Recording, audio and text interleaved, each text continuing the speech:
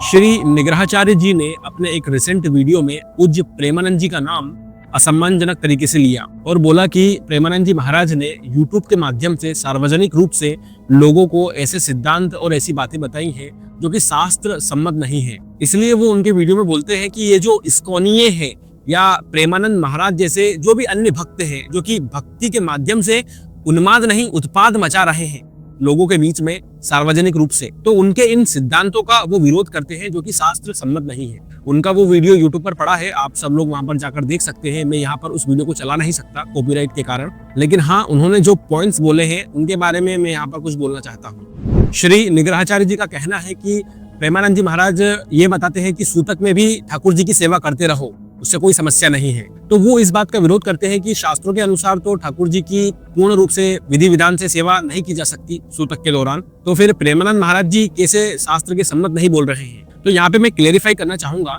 कि बिल्कुल सही बात है, विधि विधान के अनुसार जब सूतक लग जाता है तो भगवान की पूर्ण विधि के साथ सेवा नहीं करना चाहिए। लेकिन भगवान का एक नाम जो है वो एक ऐसी चीज है जिसे आप कहीं भी बोल सकते हैं, कहीं भी सुन सकते हैं, कहीं भी गा सकते हैं। प्लीज नोट कि मैंने यहाँ पर भगवान को श्रृंगार करना, उनको दिया लगाना, उनको धूप दिखाना, ये सब चीजों के बारे में नहीं बोला है। मैं स्पेशली बोल रहा हूँ भगवान के नाम के बारे में। कलयुग में जो जीव है वो हर क्षण ही अपवित्र है, हर क्षण ही गलती करता है। तो भगवान के नाम की महिमा ये है कि वो किसी भी क्षण भगवान का नाम ले सकता है, किसी भी स्थिति में, किसी भी अवस्था में।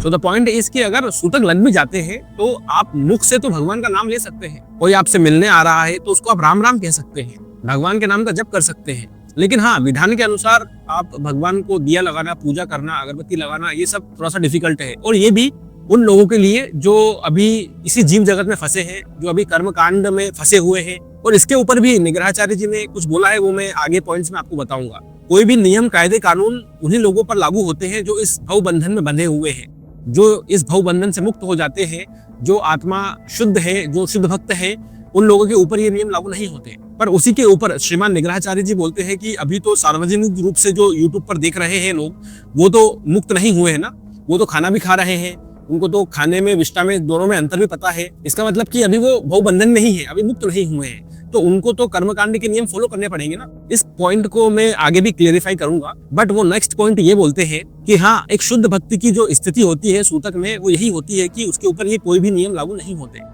लेकिन जो कोई शुद्ध भक्त नहीं है, अधिकांश लोग तो यूट्यूब से देख रहे हैं, रील देख करके भक्ति करने का प्रयास कर रहे हैं, उनके बारे में वो बोल रहे हैं कि उनको आप ऐसा क्यों पढ़ा रहे हैं। वो प्रेमानंद जी महाराज के बारे में ही बोल रहे हैं कि हो सकता है प्रेमानंद जी महाराज शुद्ध भक्त हो, उनके जीवन में वो क्या अप्लाई कर रहे हैं, क्या कर रहे हैं, उससे उनको फर्क नहीं है। लेकिन वो जो सार्वजनिक रूप से यूट्यूब पर बोलते हैं, उससे बहुत सारे लोगों का जो है जीवन अस्त व्यस्त हो रहा है। वो लोग भक्ति के नाम पर कुछ भी मनमर्जी से कर रहे हैं। उनका कहना है कि अगर शुद्ध भक्त विधि विधान का पालन नहीं करेंगे, कर्मकांड का पालन नहीं करेंगे, तो उनको जो फॉलो कर रहे हैं या जो उनको सुन रहे हैं वो भी नहीं करेंगे।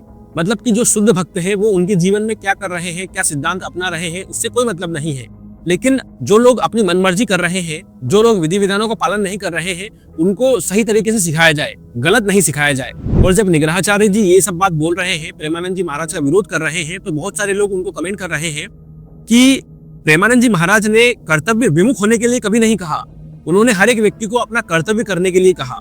तो श्रीमान निग्रहाचार्य जी उनके रिसेंट वीडियो में यही बता रहे हैं कि प्रेमानंद जी महाराज ने कर्तव्य विमुख होने के लिए कभी नहीं कहा, लेकिन उन्होंने ये भी नहीं बताया कि कर्तव्य क्या है, कर्तव्य क्या करना है। उनका ये कहना है कि जो भी व्यक्ति आपको सुन रहे हैं, जो भी आपके फॉलोवर हैं, उनको ये तो समझ में आ रहा है कि खाना क्या है, विष्टा क्या है, पत्नी क्या है, माता क्या है, मतलब व्यवहारिक रूप से उनको ये सब चीजें तो समझ में आ रही हैं और वे अपने वर्णाश्रम धर्म का पालन भी कर रहे हैं। जब वो कर्तव्य कर ही रहे हैं, वर्णाश्रम धर्म को फॉलो कर ही रहे हैं, तो फिर उनको ये भी जानना जरूरी है ना कि उनका कर्तव्य क्या है। मतलब कि वो वर्णाश्रम धर्म के अनुसार लोगों को अपना कर्तव्य नहीं समझा रहे हैं कि वैश्य का क्या कर्तव्य है, क्षत्रिय का क्या कर्तव्य है, स्टूडेंट का क्या कर्तव्य है, और जो भी विभिन्न प्रकार के कर्तव्य होते हैं और जिन लोगों को फॉलो करना चाहिए, उनको कर्म कांड के अनुसार नहीं बता रहे हैं। या तो प्रेमानंद जी महाराज के या ऐसे ही महान भक्तों के जो फॉलोवर हैं वो विधि विधान को फॉलो नहीं कर रहे हैं, इसका मतलब कि वो मुक्त हो चुके हैं। लेकिन ऐसा नहीं है, क्योंकि वो खाना तो खा रहे हैं ना, उनको अंतर तो पता है ना।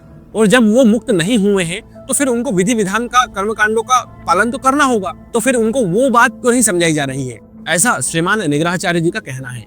तो बात तो सही है इनकी, यहाँ पर कोई गलत बात तो नहीं बोली है। इसलिए द पॉइंट इज कि हर एक व्यक्ति को, जो साधक है, जो अपनी भक्ति कर रहा है, उसको वर्णाश्रम धर्म का भी पालन करना चाहिए और उसके साथ साथ अपनी भक्ति करना चाहिए। हाँ, जब कोई व्यक्ति शुद्ध भक्त बन जाता है तो उसके लिए कोई नियम नहीं रह जाते हैं। और बात रही कि प्रेमानंद जी महाराज ने कर्तव्य विमुख होने के लिए नहीं बोला, लेकिन कर्तव्य क्या है ये नहीं बताया, ऐसा प्रश्न करते हैं श्रीमान निग्रहाचार्य जी। तो उसका यही पॉइंट है कि प्रेमानंद जी महाराज एक शुद्ध भक्त हैं। वो कभी भी कर्मकांड के बारे में प्रचार नहीं करेंगे। उदाहरण के लिए नारद मुनि को देख लीजिए। क्या नारद मुनि आपको कर्मकांड के बारे में कहीं प्रचार करते हुए दिखाई दिए? उनके शिष्य कौन कौन है? वेदव्यास जी, ध्रुव महाराज, प्रहलाद महाराज। उनको क्या शिक्षाएं दी नारद मुनि ने? उनको यही शिक्षा दी ना कि भगवान के नाम का स्मरण करो, भगवान का नाम लो, भगवान की लीलाओं को स्मरण करो, भगवान की सेवा करो, भगवान से प्रेम डेवलप करो। तो एक्चुअली जो शुद्ध भक्त होता है ना, वो सिर्फ भगवान और भगवान की लीलाओं के बारे में ही बात करता है और इसी का प्रचार करता है। इसका मतलब ये नहीं कि कर्मकांड गलत है, नहीं, कर्मकांड है, लेकिन वो उस चीज का प्रचार नहीं करता। इसलिए शुद्ध भक्त क्या कर रहे हैं, क्या बोल रहे हैं, उनकी लीलाओं के बारे में हमें डिस्कशन नहीं करना चाहिए। बट हाँ, एक पॉइंट ये भी है कि शुद्ध भक्तों ने तो उनके स्तर के हिसाब से सिद्धांत दे दिए, प्रवचन दे दिया, ज्ञान दे दिया। लेकिन अगर कोई नौसिखिया, कोई नया व्यक्ति, कोई इस भवबंधन में फंसा हुआ व्यक्ति उसको फॉलो करे और वो पूर्ण रूप से विधि विधान को, वर्णाश्रम धर्म को छोड़ दे और सिर्फ शुद्ध भक्त जो करते हैं वैसा करने का प्रयास करेगा, तब वो ऊपर से गिर जाएगा और संभवतः माया के जाल में फंसकर उसका पतन भी हो सकता है। इसलिए बात सत्य है कि एक भवबंधन में फंसे हुए व्यक्ति को वर्णाश्रम धर्म को फॉलो करते हुए अपनी भक्ति को करना चाहिए और स्टेप बाय स्टेप आगे बढ़ना चाहिए। श्रीमान निग्रहाचार्य जी ने और भी सोशल मीडिया पर कुछ सुना कि ग्रहण में आप भगवान की पूजा कर सकते हैं, तो उसके बारे में वो बोल रहे थे कि ये गलत बताया गया है, इसलिए कैसे कर लो भगवान की पूजा।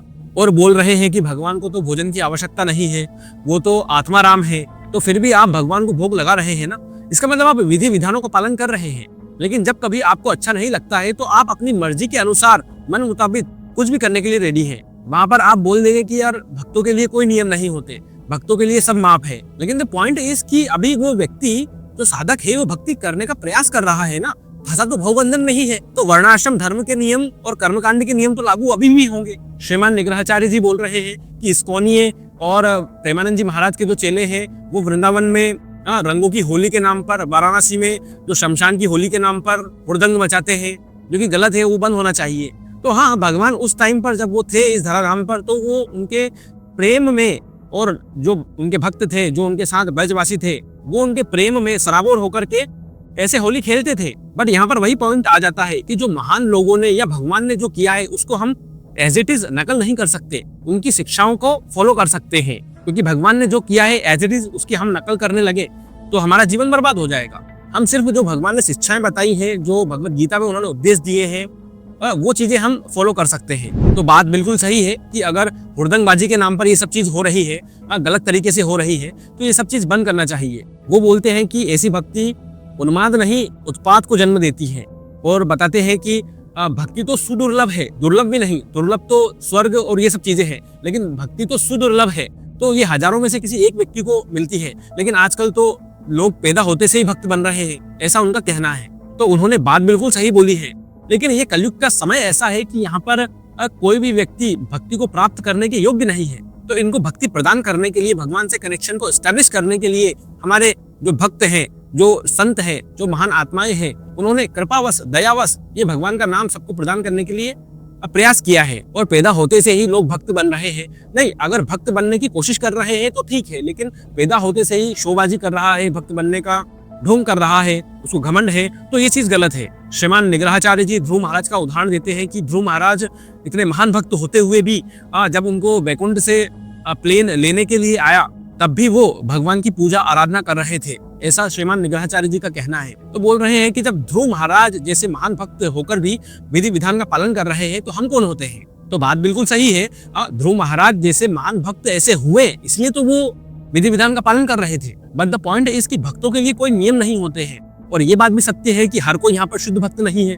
इसलिए अंत में कंक्लूजन यही निकलता है कि हर एक व्यक्ति, हर एक साधक जो है भक्ति में लगा हुआ है, भक्ति प्रैक्टिस कर रहा है, उसको अपनी अंतिम सांस तक वर्णाश्रम धर्म का पालन करते हुए अपनी भक्ति को करना है। कभी भी वो ये नहीं सोचे कि मैं तो शुद्ध भक्त हो गया, मैं तो इन सब नियमों से ऊपर हो गया। और अगर वो नियमों से ऊपर हो भी गया है, भगवान साक्षात उनके ऊपर कृपा कर रहे हैं, गुरु साक्षात उनके ऊपर कृपा कर रहे हैं, तब भी उसे अपने एग्जाम्पल के माध्यम से या सोशल मीडिया पर यूट्यूब के माध्यम से लोगों को ऐसा प्रदर्शित नहीं करना है कि आप भी ऐसा करो। कम से कम जो लोग फॉलो कर रहे हैं, कम से कम जो लोग देख रहे हैं, तो उनको भी इसी चीज को पालन करना चाहिए कि वर्णाश्रम धर्म को फॉलो करें और अपनी भक्ति को करें। तो जैसा कि श्रीमान निग्रहाचार्य जी ने कुछ पॉइंट्स सही भी बोले हैं और कुछ गलत भी हो सकते हैं, तो आप लोग इसके बारे में क्या सोचते हैं? क्या उन्होंने सही बोला है या गलत बोला है? मुझे कमेंट सेक्शन में कमेंट करके जरूर बताएं। तो आज की वीडियो में बस इतना ही। सामने आ रहे इस वीडियो को क्लिक करके जरूर देखें। मैं आपसे वहीं मिलूंगा, तब तक के लिए धन्यवाद।